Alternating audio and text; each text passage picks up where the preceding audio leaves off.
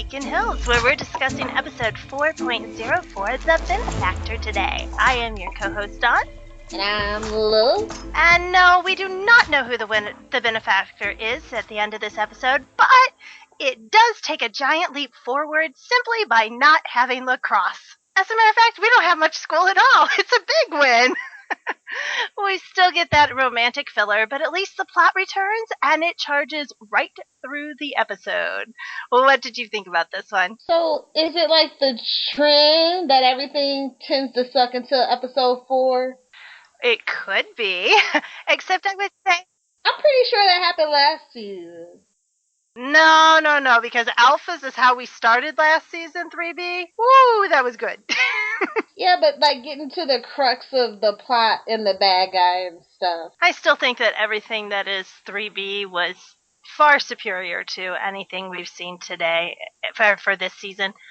Although I will say that I think that this one is the best of the 4 so far. That is not saying much, Dawn. No, it's not saying anything at all, but it's true. It does seem like people are getting more on board with Teen Wolf, though, because our ratings did go up. Woohoo! Yay! I'm still not sure why it went up from last episode after seeing last episode, though. Anyway, last episode we had a 0.7 on demo, and this time we have a 0.8, which puts us back up into around early season 3 area, late season 2. We also had an increase in our viewers. We had 1.554 million viewers last time, and we had 1.719 this time. So everything is going in a positive direction right now for Teen Wolf. Still not up to the 0.9s that we were having at the end of last year, but we are also in summer instead of mid-season viewing, and that tends to go down anyway all across the board.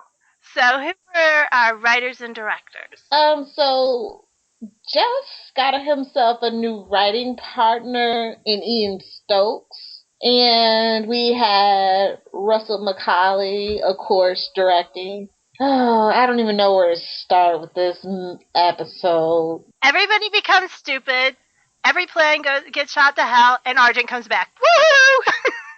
Argent was definitely in the highlights of my synopsis. Also, Derek and Sheriff Stilinski hang out, and they get some stuff done, only to be thwarted by Peter.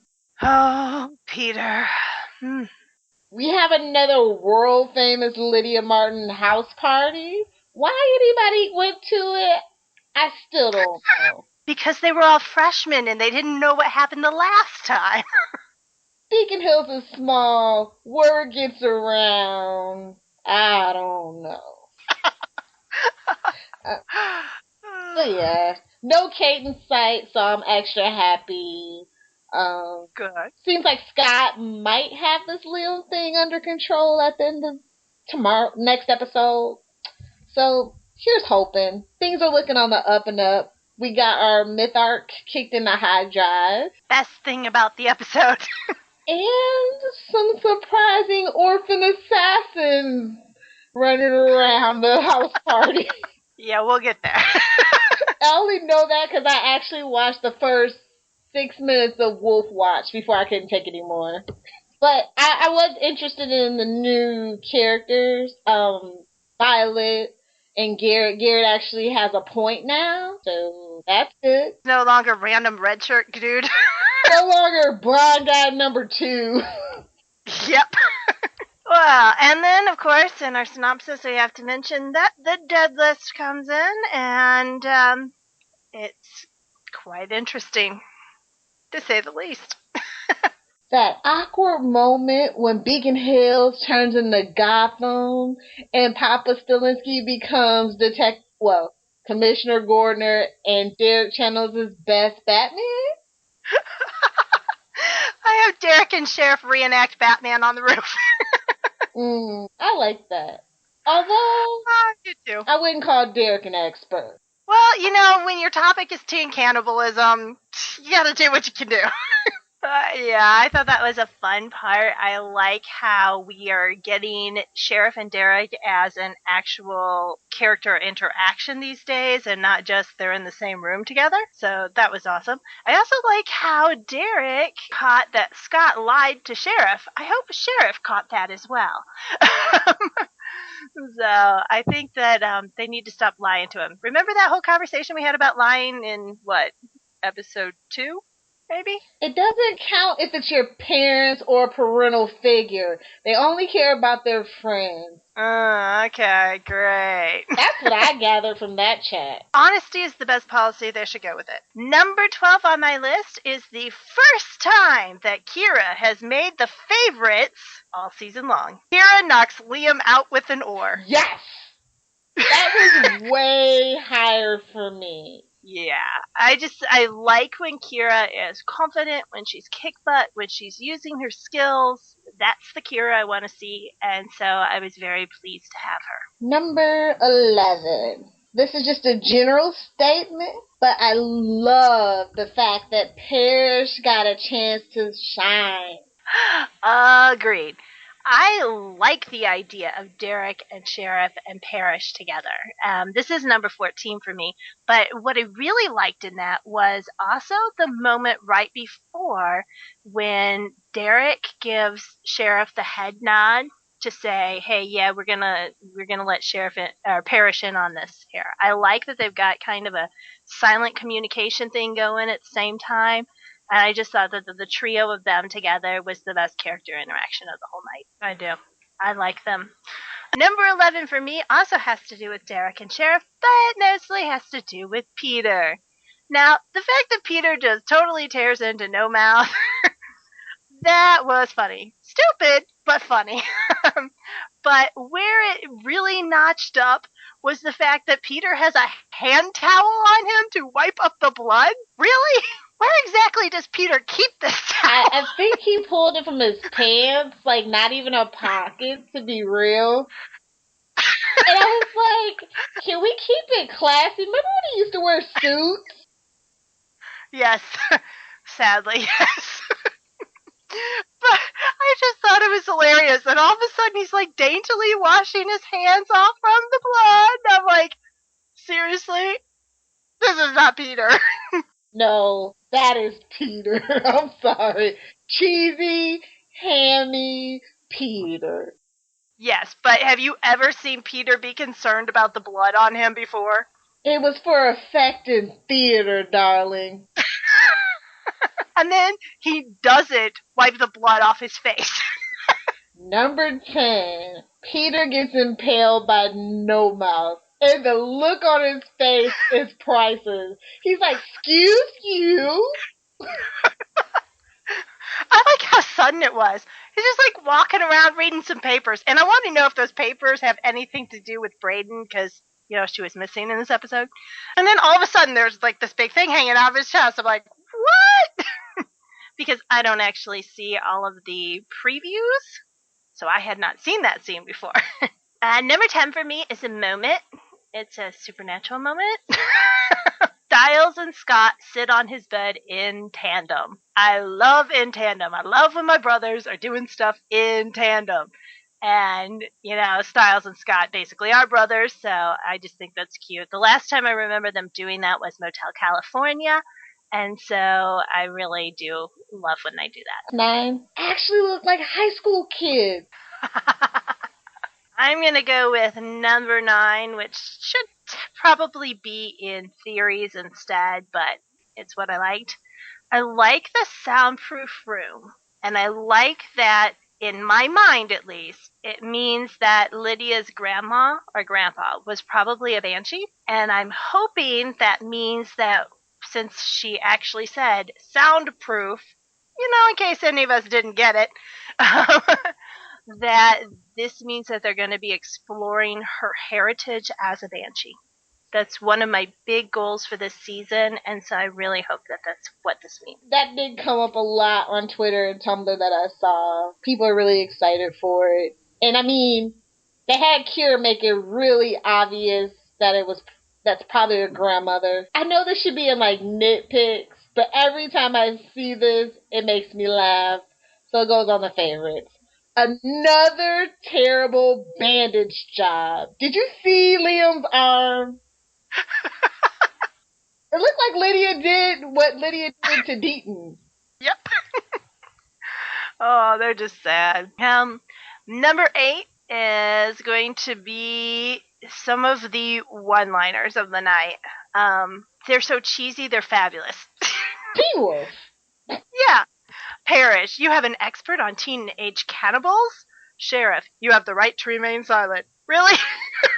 I know is that I thought that the dialogue, there were some parts of the dialogue that was just painful. Let's just put it right out there. But there were some parts that were definitely quotable, and it will be harder for me to pick a quote of the week this time. Mama Hot Stuff makes her first season appearance. Does, and with keys and credit card debt. What's up with that? We're going to add it to your credit card debt? I guess to answer Kira's question, it's bad credit when you have that many credit cards. I think so, but that was good continuity. Literally have that in my notes. Number 7. Two moments put together. Styles' reaction to seeing Liam in the bathroom, and then shutting the shower curtain as Liam protests. I have that. He's just like, I don't even care. Like, what the heck did you do, Scott? I'll see you a Scott and Styles moment and raise you another one. Styles looks at Scott and says, "This isn't gonna end up with us burying pieces of him in the desert, is it?" And then Liam starts to protest. And I was like, please, yes. I was like, please don't become murderers, but I thought that the whole thing was absolutely hilarious until it turned into Keystone Cops. Number 6, Holland's acting, just period. Every part of Lydia, I thought, was well acted today. I agree. I will co-sign on that. I love Holland. It's no secret. And I really like the character of Lydia. And I've been hankering for something more for the character and the actress. Mm-hmm. Absolutely. Speaking of Lydia and Holland, one of my favorite lines, and not so much the stuff that comes before this, but this exact part of the line. I should probably figure it out before it tries to kill us. The smartest thing anyone has said on Teen Wolf ever. Number 5 for me is a big one, and the password is Allison. Very important for me. One, because it reminds us that Allison, yes, really was a character here, and she was important. But most importantly, because it has spawned so many theories. I like that it is personal, and there's no way with its password being Allison that it's not personal. I think it's more important for Myth Arc than even the mention. We'll see. That is true. I might end up hating where this is going, I can say it right now, but I always like villains that are personally tied to the characters. And well, the obvious choice is too obvious. Well, the two obvious choices are obvious, and that one just got debunked with the preview. So the Scott and Liam thing might have been painful, but Styles was not. He was my hero during the whole thing. In the hallway talk? Yes. Okay. And it culminates with Styles. Oh, God. That's... And then he does a face palm, starts rubbing his face, and then he's like, God, stop. Please stop. Because I was thinking the same dang thing. It didn't work for Scott. Why would you think it would work for Liam? I did think that the reaction was good. But then again, I also thought that Scott's reaction to Styles not being able to keep his foot out of his mouth about Liam possibly dying was good too. Number 4 is probably going to be my best quote, but I'm still kind of in between on about 4 of them. And that is, Liam, what are you? Styles, for a little while I was possessed by an evil spirit. It was very evil. Liam, what are you now? Styles, better? Oh, The better was inflected to suggest a question, and that just terrified the hell out of me. I thought it was funny. I didn't use it as a, oh, maybe I'm better, maybe I'm not better. I used it as a, well, I don't know, I'm better. I'm human. Chris Argent makes his triumphant return. Number 1, with the hero music raging in the background. All I know is Argent's back, and I love that man, and he better not be evil because I love that man. Number 1 for me. Best part of the whole episode. Loved it. Number 3 for me is Turnabout. First off, Sheriff keeps Derek from getting blown up, and second off, Derek keeps Sheriff from getting hatcheted. It was beautiful teamwork. They work well together. I want them to continue to work together, and both of them were not stupid. It's always a good thing. My next one is all Derek. We got to see smug, briefly happy Derek for a moment. And that's when he was with Peter, burning the wolf bane out of him. Torture! You know what? I think he was thinking in his head, you know how many times I got tortured because of you? Payback, buddy, payback! Peter and Derek together are just making me laugh. And you know, that's not always been the case. Number 2 for me is one that probably nobody else has, and that is that we finally get a glimpse of Styles dealing with the ramifications of being Dark Styles. It's only a little piece in there when he's in the basement with Malia, but he finally brings it up. We finally see that, yes, he has indeed been struggling with it. He does remember, which is nice to know. It's awful. Yeah, awful, but it's nice that they addressed it. I really think that it is important for them to follow up on the consequences of the season before, and Teen Wolf doesn't do that very often. So if this is all I'm going to get, I'm going to be grateful to have it. Don't judge me. My number 1, thing of the night starts with Liam's fake out cry, hitting Scott with a chair, punching Styles, sliding down the hall. Then Styles and Scott chase after him. They fall up the stairs. They're twisting, they're turning, and even though they lost him, I was still chuckling. And I didn't think Liam had it in him. I just liked it. It was the humor of the episode for me. The humorous part that worked for me. Number 1 for me was Argent, but I'm going to flip it in with Styles and the quote, "No, I'm not going anywhere. To be honest, I'm probably safer down here than at a party with 50 freshmen and a very ticked off Lydia." Yeah, you're right. So, those were some of the good things, and now we're heading into some of the stuff that just drove us nuts. The convenient full moon. I swear, every single time someone becomes a new werewolf, the full moon is like the next day. It's like they planned it. Yeah, that was literally the first thing I noticed, because the opening shot at the hospital the night before is a full moon, and the next day it's a full moon. I'm like, okay, whatever. It's Beacon Hills. It's a magical place. Maybe the Nemeton wanted Liam to go crazy, for all I know. Okay, I'm just going to say it. I really still hate Liam. This episode did him no favors. I agree. 100%. And I'll raise you one better. Number 7. New kid assassins? Teenage assassins. Freshman assassins. When exactly did these guys learn? When did they train to become assassins? I mean, I'm all for training on Teen Wolf. I really am. But, gotta say, that was a plot twist I was not expecting, because it still makes no sense to me. I really could get into that. That's like a whole podcast for me about the things wrong with that. But I'm just going to keep it moving. And I'm going to talk about something that annoyed me personally.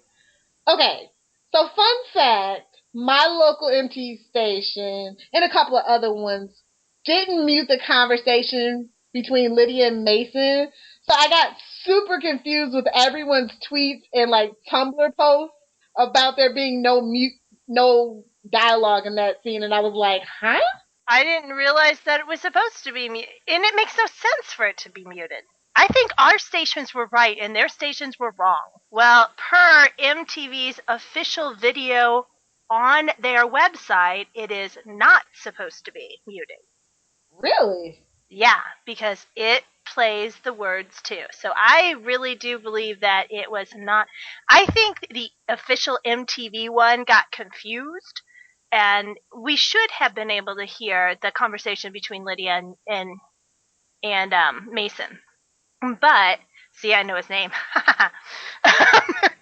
But we should have been able to hear that because they were in the same room together. And the whole point was that as soon as he left, then we had no sound.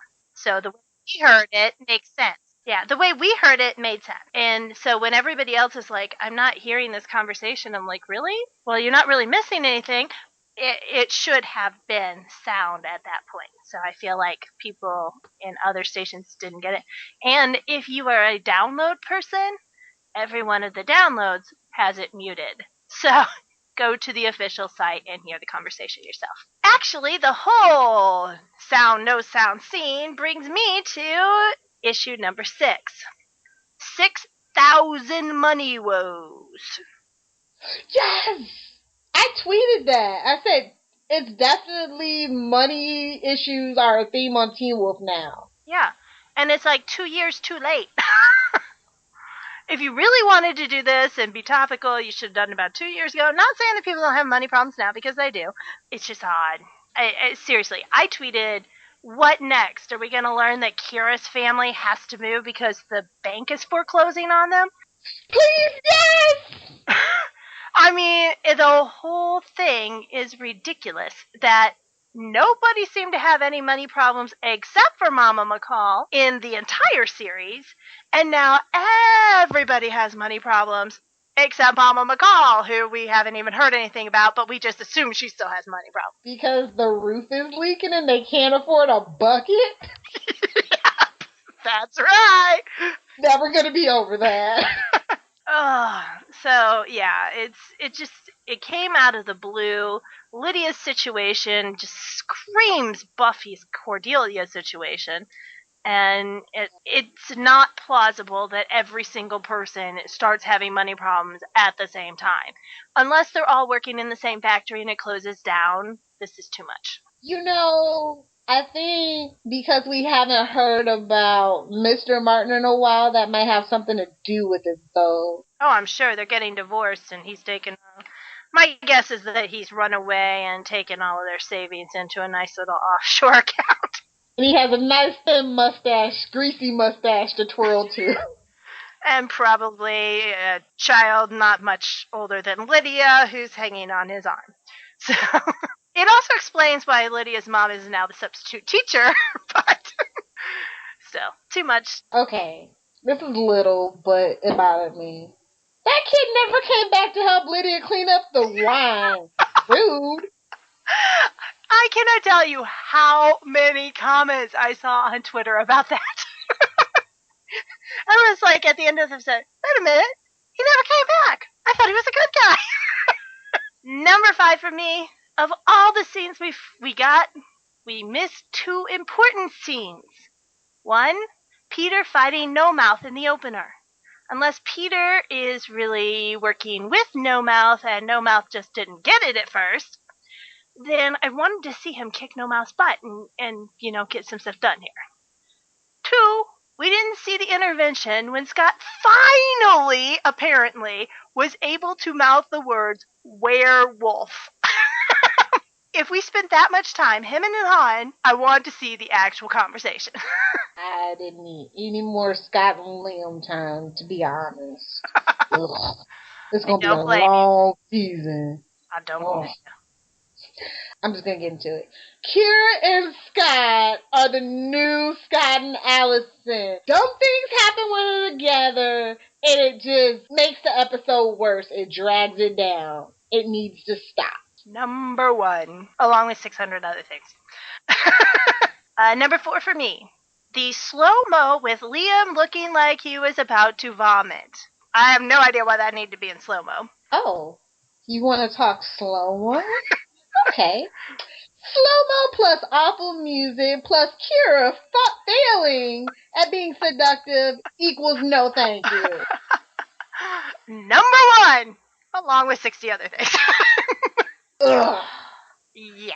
But it is definitely one of the biggest gifts I've seen. So I'll raise you a bad music slow-mo and say freshman party music. Or actually everything in here. Oh my goodness. The music in the car made me hold my head like Liam. The whole thing was sad, and you get yet another rave. We just had one. Literally on the list. Not another Teen Wolf party. Yes. Yes. Speaking of the music, did you know we had not 3, not 4, but 9 different songs? Most of which we got taking up half the screen so that MTV could tell us what they are. All right. The last two are getting into the nuts and bolts and the problems majorly of this episode. Number 2. I used to think it was Derek, but Scott is actually the lamest alpha of them all. I don't even know where to go with that. Derek was incompetent. Scott just doesn't even try. Yeah, this is my number 2 as well. Scott uttering the words Derek said to him. Like 2 different times. It didn't work for you. What the heck makes you think it's going to work for Liam? That's just not like Scott. Scott always has something uplifting to say. That's Scott. He is the cheerleader. He really is. So, yeah. I swear Kira's Himha disease has taken over him. And I think that for me, it wasn't even that part of him just looking obnoxiously stupid. He got taken down by his beta, 3 times? 3 times? he's the true alpha. I just, even Derek took down Scott when he was the new beta. It's literally Liam's first day as a werewolf. And Scott gets his butt kicked by Liam every time. Maybe Scott was holding back, but I did have a huge problem with it. It's so ridiculous.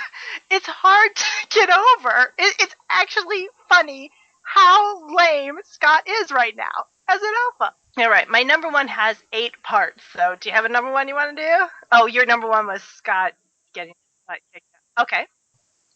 All right.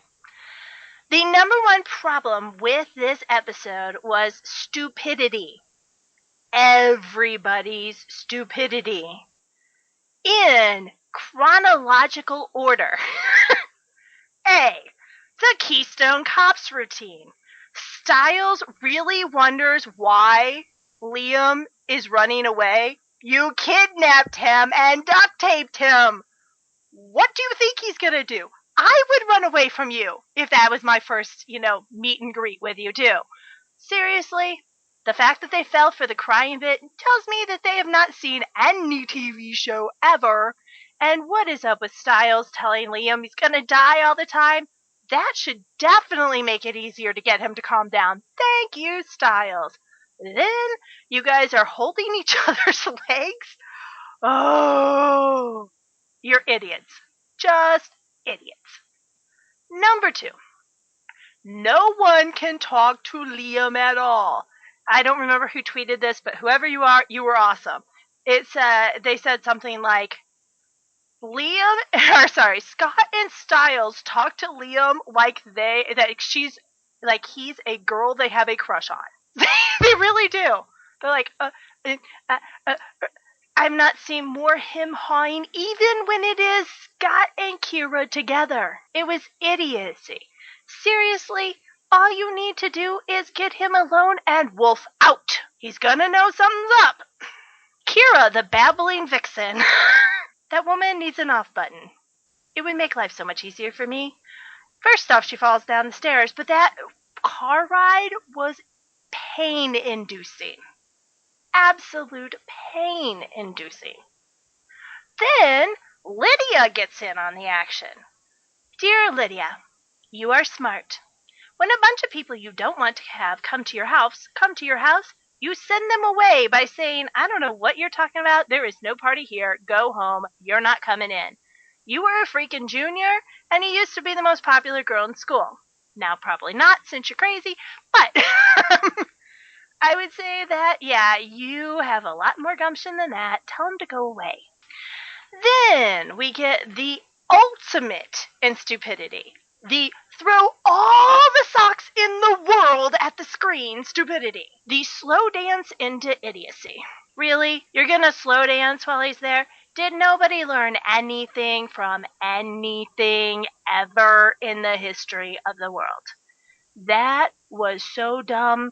And not only that, it was boring because we all knew that was where it was going. I wasn't the only one who tweeted that if this happens, I'm going to throw stuff. Yep. It was dumb, and it shows that they are incompetent together. And like our friend Kyle says, competency is entertaining. Incompetency is not. I don't want to see them screwing up right and left for 42 minutes every day, every week. I would like to have something that I can root for here. And, when you're being that dumb, I just can't. I cannot root for people who are being that stupid. Which brings us to Styles picking up the idiot stick again.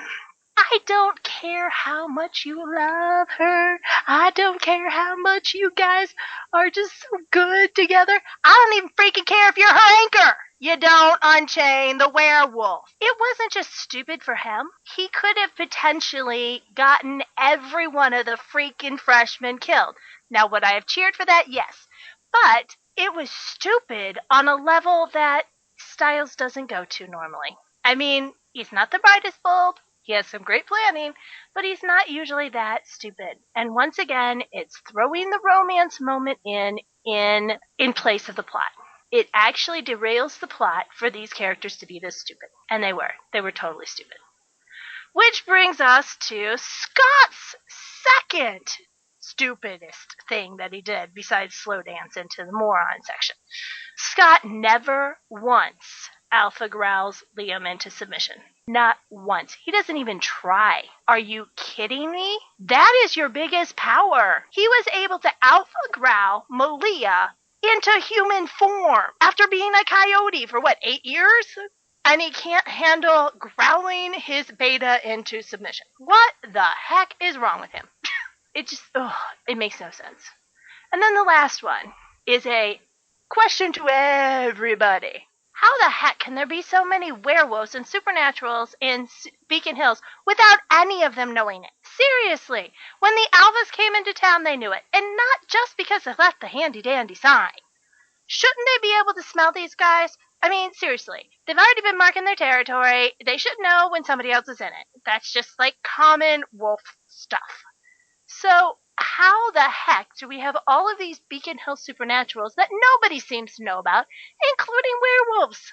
When one werewolf pack comes into another's place, that's like territorial fighting. That's what we learned in season 3. Now, if they are Omegas, they should still have the pack should still know their existence.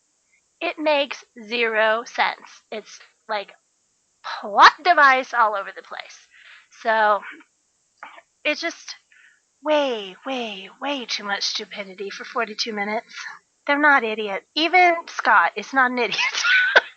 Even Kira, Excuse me, Scott has had good plans before. Occasionally, but only when Derek was being an idiot. So, I just think that they can't make the characters this dumb. While they may still be in high school, their experience is not high school. They have been through far too much for them to still be the same people they were in season 1. And it feels like they're trying to shoehorn them into a shape that no longer fits. Main characters. How'd you feel about Scott tonight? Oh, it's painful. I'm very upset with the portrayal of Scott and his handling of Liam and his schmoopy time with Kira. Just all bad. Except for when he was Styles. Then they were just both idiots together, and that just makes me feel better. I can pretty much say that there is not one part of Scott tonight that I enjoyed. And that's a shame, because he is the main character. So what'd you think of Styles? Oh my god, like, the idiot virus was out in force this episode, and Styles definitely caught it. And I don't know what to make of his indelicacies, if it's jealousy issues rearing its ugly head with Liam, but he's always kind of been, foot in the mouth guy. But it's on a whole new, unnecessary level now. And the bit with Malia was like the final straw for me with Styles this episode. I will say that he has come up with more names for Liam than I would ever care to have. I'm done with it. I don't want any problems between Styles and Liam besides the fact that they're both acting like complete douches to each other. I liked Styles and Malia tonight for approximately 30 seconds before it became stupid. I liked it in the first part when he was in the basement with her, and not any part after that. I wasn't even a huge fan of the handcuffs part, which everybody else loved. Although I did think that Sheriff had a great reaction there. But mostly, yeah, Styles was Scott today. They were both equally stupid, and it did neither of them any favors. Which thankfully means we got to Derek. Hallelujah, one character who was not a complete moron. Competent Derek makes me feel like I'm in the Twilight Zone. It makes me smile. It makes me go, thank you. Thank you. So, is that the formula? Only like one main character can be smart per episode? It sure seems to be feeling that way, and that just won't work for me. Well, I was glad it was Derek. I Yes. couldn't take another torture scene, kidnapping scene. Aren't you just completely surprised that it was Peter that took a hatchet in the chest and not Derek? And that it was Peter that was shirtless? Yes. Definitely. It was totally different. I'm like, okay. I like new improved Derek. Yay, Derek. You were a bright spot in this episode. Which brings us to Lydia. She was awesome. She was actually smart. She's getting a handle on, hey, I've been subconsciously doing this. Let's crack the code before it kills us. Wonderful, wonderful character growth. I do think that Lydia comes off as the smartest teen in this episode, and she is the smartest teen, so that's good. I like that they're developing her plot a little bit more, and I hope that they continue that because, again, Lydia and Derek are the two people who need more time, and since they're the only people who are being rational at all, and who I can stand because they're not new kids that I don't care a bit about, I would like to see them get the Liam time. Just saying. Malia. I was a little bummed out by Malia this episode. Not enough screen time. We spent way too much time in other places. It's weird that she is still struggling with the moon thing. Mm-hmm. Yeah, considering that she was supposed to be being trained, but she was being trained by Scott and Styles. So at this point, I can kind of excuse that. You can say all you want about Scott, but he has a really good handle on that. Yes, he does. That's his one saving grace. He has control down pat. Now he just needs to use it. But yeah, he does. I think that I really, really liked I really, really liked Malia getting control of herself. I thought that that was an important character moment. I love how Styles brought up that part of the reason why she couldn't control herself is because she was afraid because of what she did with her family. And so I think that that was an actual big character growth movement for hers that was kind of hidden by everything else that was happening. So I do think that that was an important part, and I would like to see them addressing more of Malia's issues with her parents. Or maybe even see her dad again. Who knows? Kira! Do we have to talk about her? She took down Liam with an oar. Yay her. The best thing about Kira in the last, 5-6 episodes? Okay. Mm-hmm. Exactly. Alright, secondary characters. We really didn't have much except for the parents, and of course, Liam. And the new kids, they're recurring. Yes.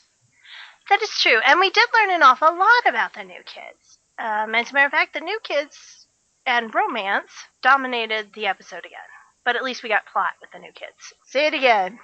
Teenage assassins. Freshmen. Orphan teenage assassin. Are they orphans? Yeah, they said it on Teen Wolf Watch. That's good to know, because I was kind of wondering, although that's very surprising then too, because then who spent their time training them? Was it the Benefactor?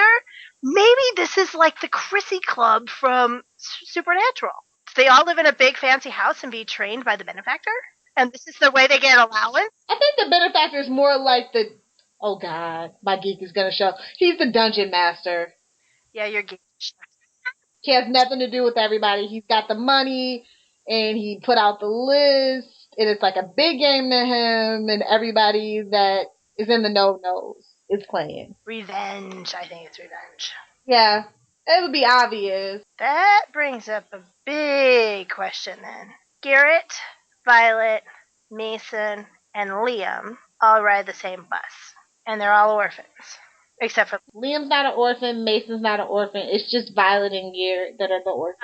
Okay, that makes me feel a little better, because if Mason was also an orphan, we might as well just put a big B on the top of his forehead too for bad guy.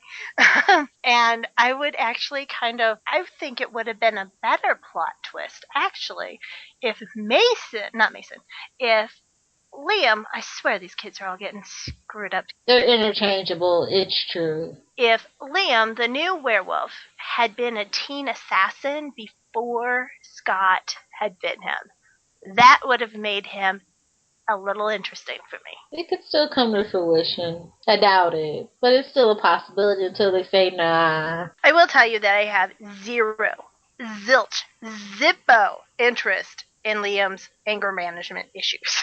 I'm kind of curious what the teacher did to quote unquote set him off like that. I hope it's not like some sex scandal though. Oh, that would just be the end. We've already got the Kate pedophile thing hanging in the air. Cause I mean, he said it. This is your fault. I'm like, ooh, I don't know. You know we're gonna get into it though. I don't care, but we are. So I don't want to know about him. If I'm going to get backstory on anybody, it better be Derek. I've been waiting for 4 years for backstory on Derek. Fill us in. Let's go. Villain of the week. Orphan teenage assassin? Scott's teeth again? Stupidity? Stupidity. I'm going with stupidity as the villain of the week. Because really, every single thing that was a problem was caused by somebody's stupidity. All right, this season's progress. It actually progressed a whole lot compared to what we've had in any of the first 3 episodes. So, and it wasn't just in the last 3 minutes that it progressed. So that was good. I mean, we've got Liam now knows he's a werewolf. Arjun is now back. Woohoo, woohoo. Lydia has the dead list. Freshman teenage assassins.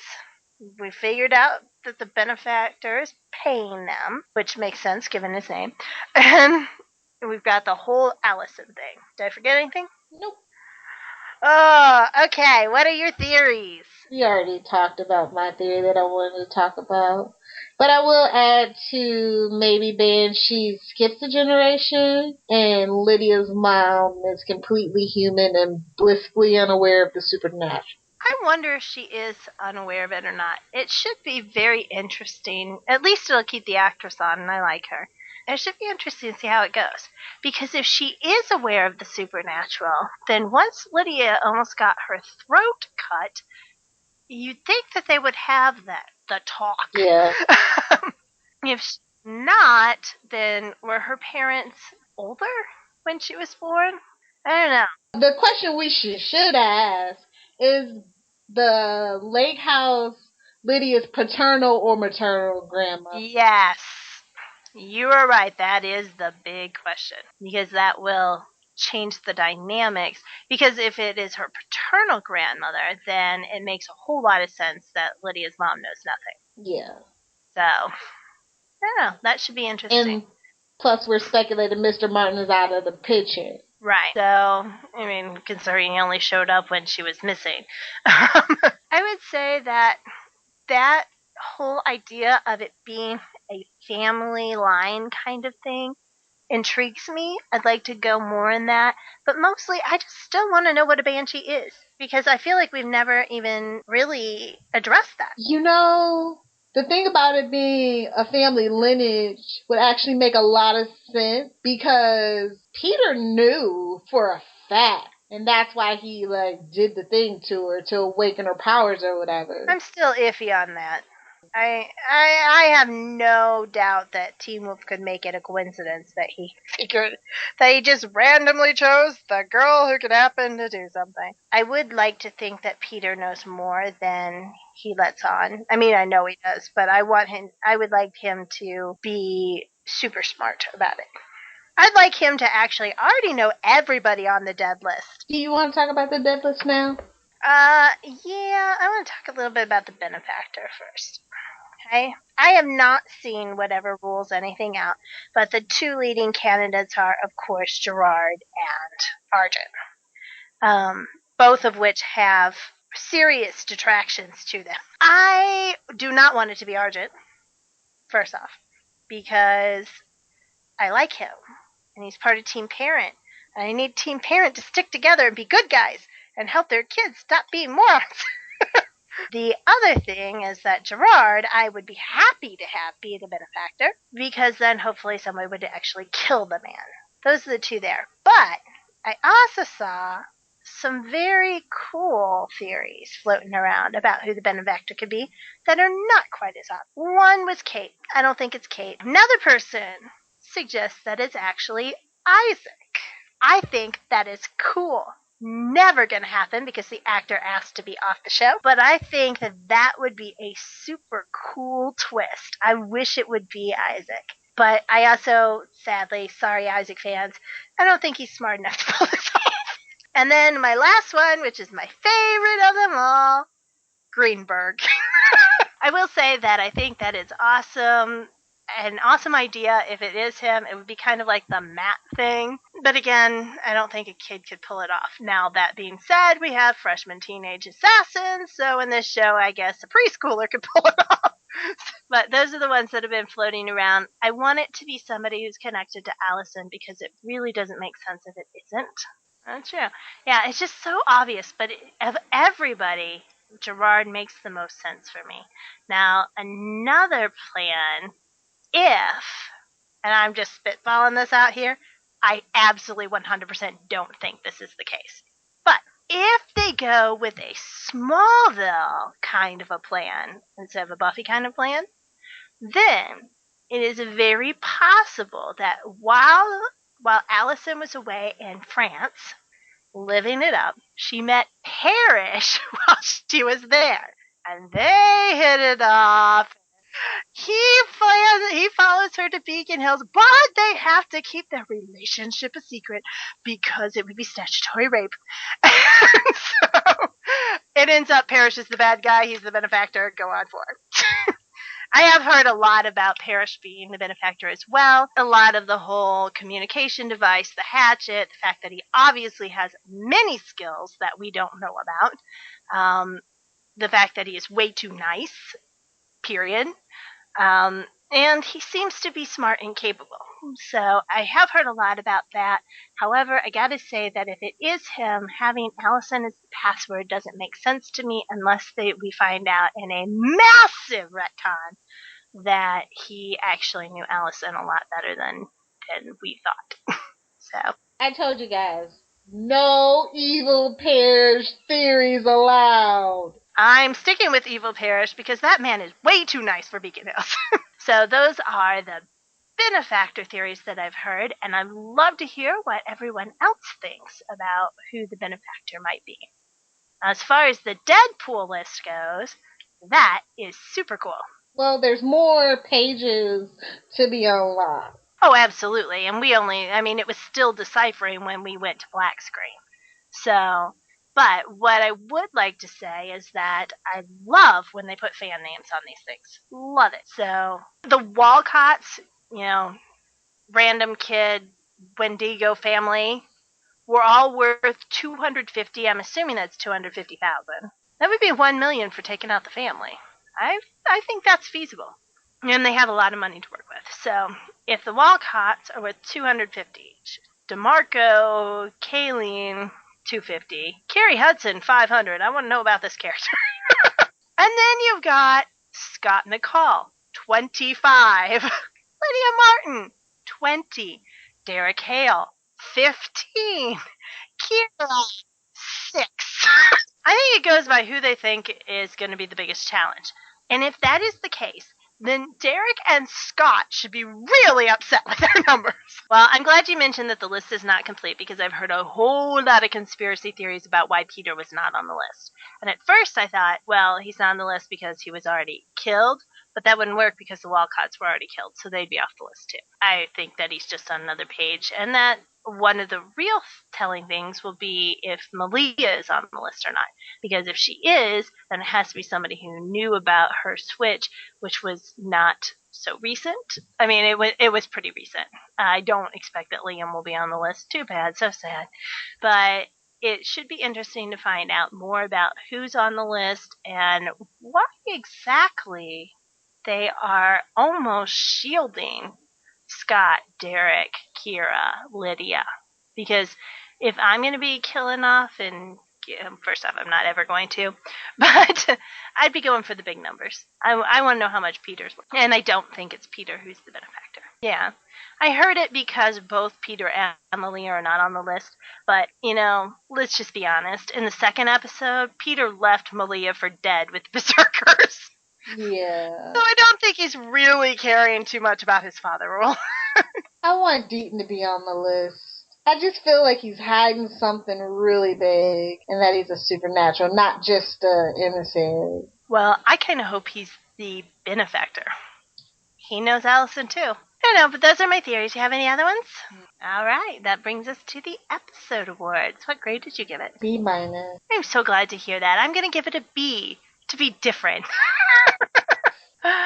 It actually started as a B+ for me. The more I watched and the more the stupidity hit me over and over and over again, it kept dropping.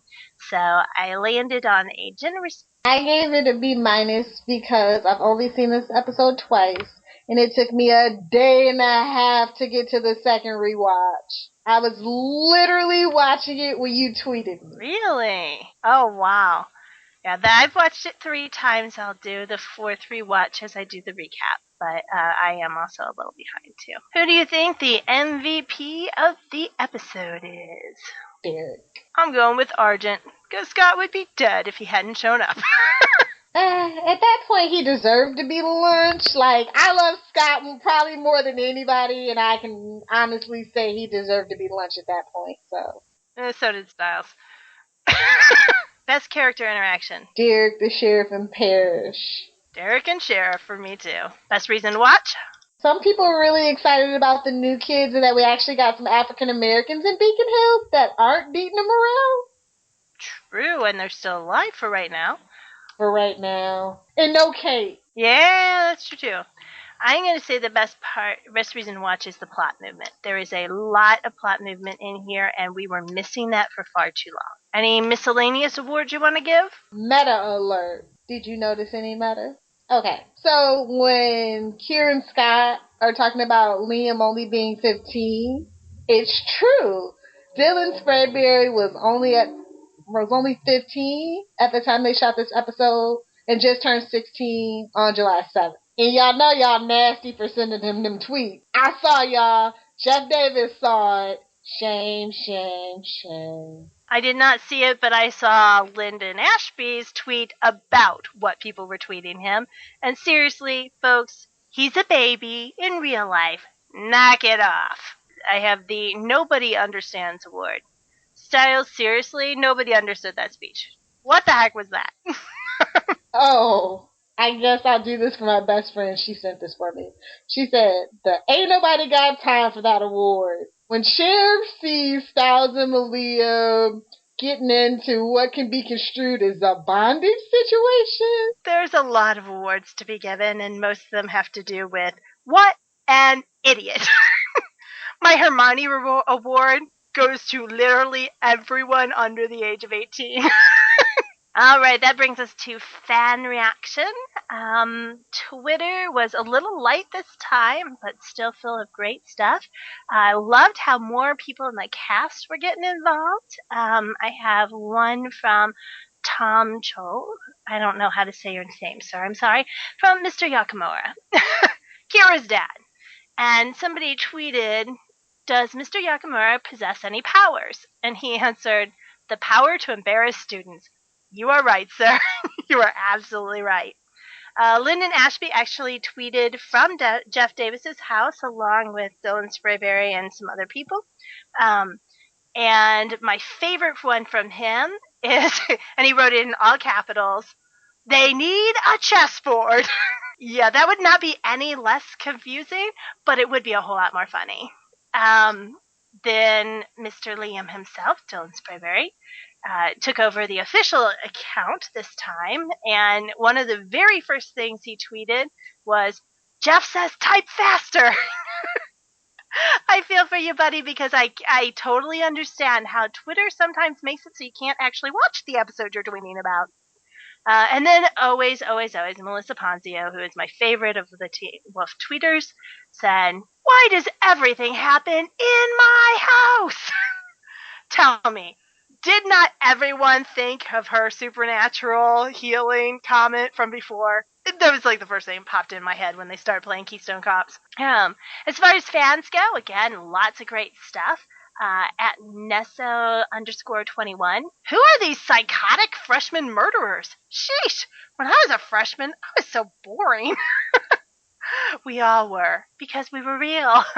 At Hope Molinek said, "Sheriff walks in on son putting chains on girlfriend.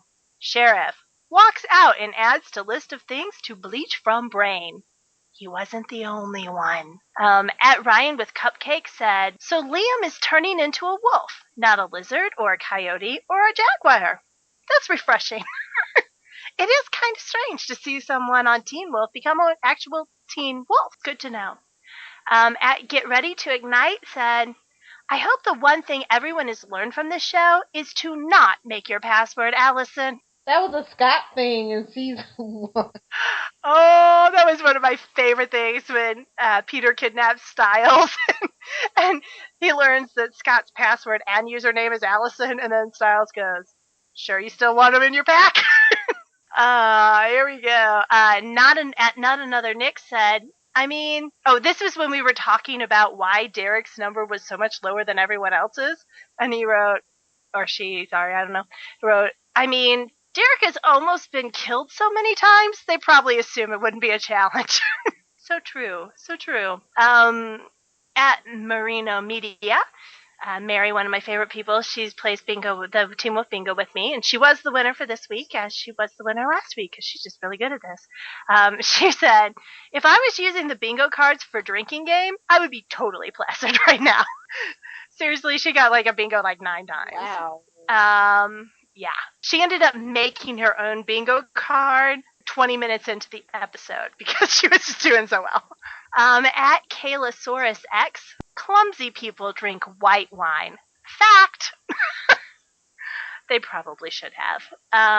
At J.C. Chevy said, "You have the right to remain silent. He really doesn't have a choice, Sheriff." At Nika Pangat said, "Papa Stalinsky being in the know is the greatest thing Teen Wolf has done yet." I would agree if you also add in Melissa, because the two of them knowing was a good plan. At Ugly Cupcake Limited said, "Of course you bite the kid with the anger management issues." And then at Angie P213, "Everyone else sat up and clapped when I am J.R. Bourne, basically Argent, showed up tonight, right?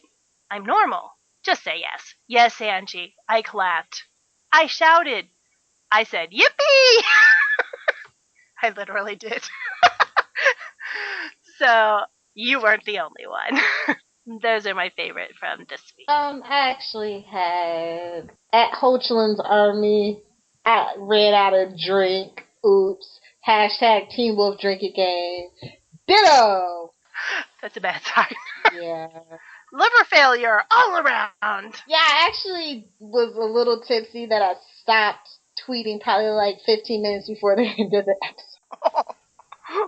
Oh. Yeah. And then also from Ho Chi Minh's Army, everyone on my timeline is my TV bro, LMFAO.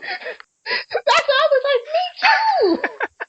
Oh, also Lyndon Ashby. He directs this at Holland Roden. Crying? There's no crying in real estate.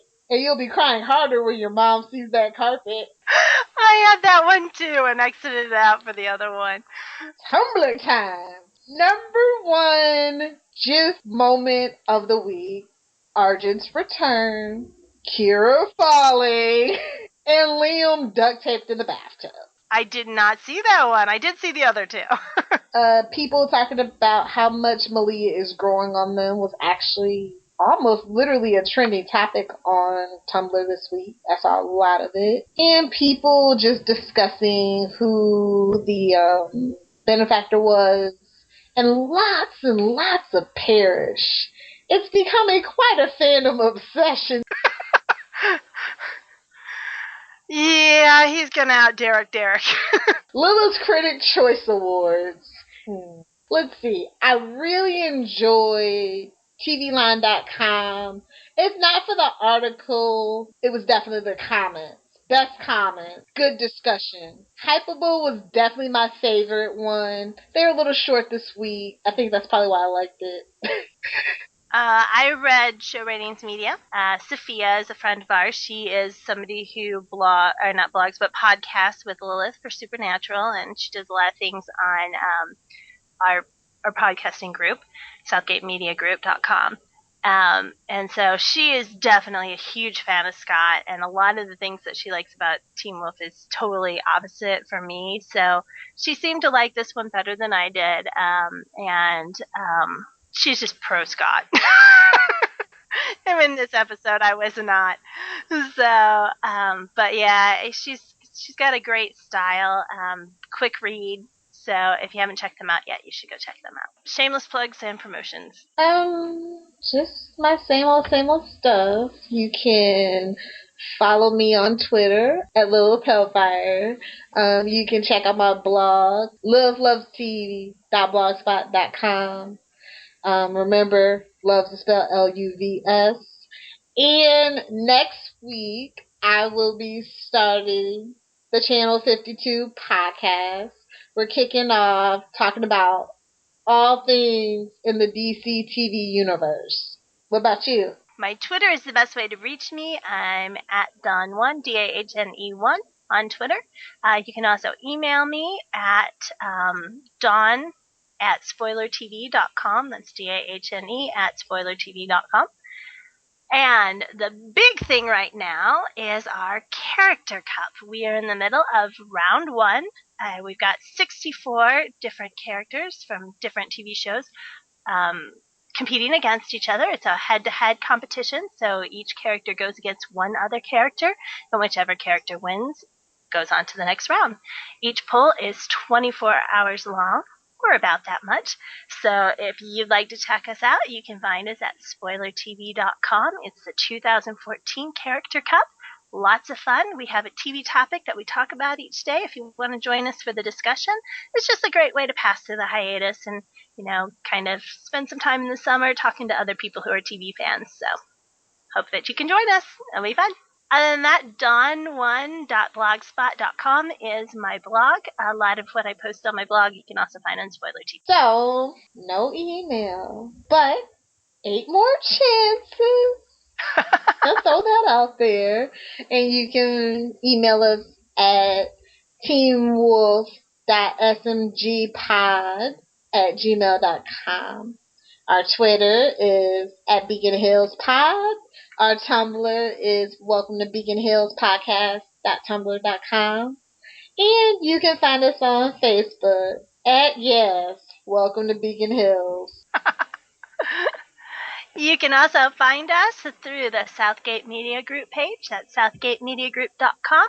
There are many new podcasts, lots of them. They have a featured podcast about Longmire right now.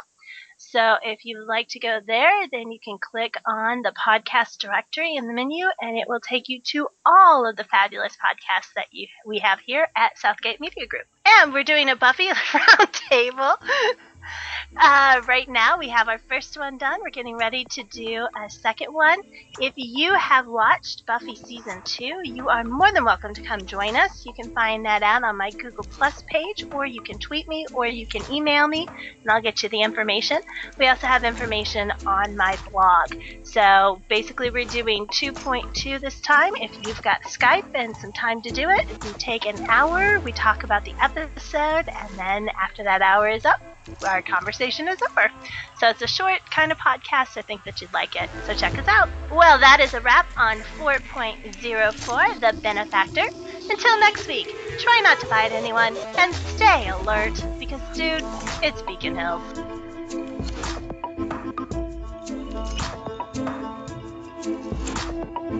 If you would like to donate to help pay for this and other Southgate Media Group podcasts, simply go to our website, southgatemediagroup.com, and click on the donate button.